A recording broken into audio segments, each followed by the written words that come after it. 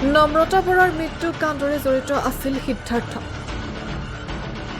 ঘটনাৰ অভিযুক্তক ৰক্ষণাবেক্ষণ দিবলৈ সকলোখিনি সুবিধা কৰিছিল সিদ্ধাৰ্থই। মেঘালয়ৰ পৰা মৃতদেহ আনিবলৈ এম্বুলেন্স পৰ্যন্ত ব্যৱস্থা কৰিছিল দানৱ সিদ্ধাৰ্থই। গুৱাহাটীৰ নম্ৰতাৰ নংপুত ৰহস্যজনক দুৰ্ঘটনাত মৃত্যুৰ সময়ত আৰু কি কাণ্ড কৰিছিল সিদ্ধাৰ্থই। নম্ৰতাৰ পিতৃৰ বিস্ফোৰক ভাষ্যৰ পিছতে সিদ্ধাৰ্থ শৰ্মাৰ আন এক কুকীৰ্তি আহিছে পোহৰলৈ।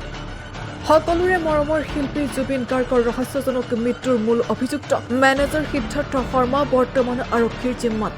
জুবিন গাৰ্গৰ মৃত্যুৰ 13 দিনত CIDৰ SITয়ে গ্ৰেপ্তাৰ কৰা সিদ্ধাৰ্থ শৰ্মাৰ আন এক ভয়ংকৰ তথ্য আহিছে পোহৰলৈ। এইবাৰ আন এক ৰহস্যজনক মৃত্যু কাণ্ডৰে সিদ্ধাৰ্থ জড়িত থকাৰ ভয়ংকৰ তথ্য হৈছে উন্মোচিত। বিগত 4 জুনত মেঘালয়ৰ নংপুত এক ৰহস্যজনক দুৰ্ঘটনাত মৃত্যু হোৱা নম্ৰতা বৰা কাণ্ডত সাঙুৰ খাইছে সিদ্ধাৰ্থ শৰ্মাৰ নাম। গুৱাহাটী উচ্চ ন্যায়ালয়ৰ এগৰাকী কনিষ্ঠ অধিবক্তা আছিল নম্ৰতা। নম্ৰতাৰ দুৰ্ভগীয়া পিতৃয়ে সিদ্ধাৰ্থৰ বিৰুদ্ধে উত্থাপন কৰিছে বহু বিস্ফোৰক অভিযোগ। পিতৃৰ অভিযোগ অনুসৰি নম্ৰতাৰ মৃত্যুত অভিযুক্তসকলক ৰক্ষণাবেক্ষণ দিছিল জুবিন গাৰ্গৰ মেনেজাৰ সিদ্ধাৰ্থ শৰ্মাই। তাৰোপৰি নংপু থানাত ঘটনাটো গাপ দিয়াৰ বাবে সকলো ধৰণৰ চেষ্টা কৰিছিল সিদ্ধাৰ্থই। কেৱল সিমানেই নহয়, নম্ৰতাৰ পিতৃয়ে জনোৱা অনুসৰি নম্ৰতাৰ মৃত্যুৰ পাছত নংপুৰ পৰা মৃতদেহ আনিবলৈ এম্বুলেন্সৰ ব্যৱস্থা কৰি দিছিল সিদ্ধাৰ্থই।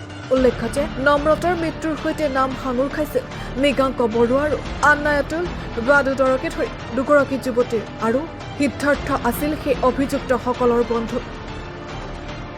নম্ৰতাৰ পিতৃয়ে লগতে কয় যে সেই সময়ত সিদ্ধাৰ্থ শৰ্মাই নিজৰ নাম কৈছিল যদিও সিদ্ধাৰ্থৰ প্ৰকৃত পৰিচয় জনা নাছিল পিতৃয়ে। জুবিন গাৰ্গৰ মৃত্যুৰ পাছত সংবাদ মাধ্যমত সিদ্ধাৰ্থৰ ফটো দেখিহে চিনাক্ত কৰে সিদ্ধাৰ্থক। এতিয়া সৰ্বত্ৰ চৰ্চা চলিছে যে নিশ্চয়কৈ আৰু বহু অপৰাধ কাণ্ডৰ সৈতে জড়িত থাকিব পাৰে মানৱৰূপী দানৱ সিদ্ধাৰ্থ। News desk NZNews।